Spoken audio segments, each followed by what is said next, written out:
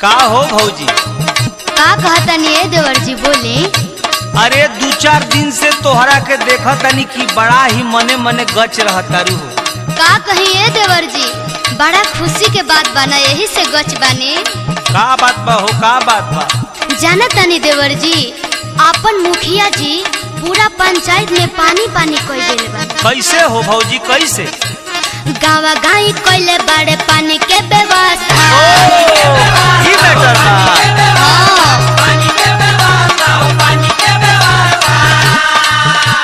अतने ना ये देवर जी। औरू का हो भौजी, औरू का कर देले मुखिया जी तोहरा के?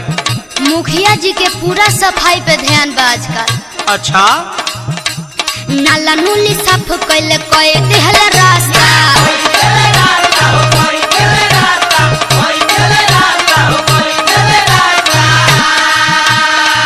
हाँ तब भौजी तू ठीक कहतारू, हम देखनी है तोहरो गली बड़ी चिकन लागतिया। आ सहिए ये देवर जी, उहाँ के ध्यान तो हमरी पर बटले बा। हाँ भोट दिहला के सचो खानी फल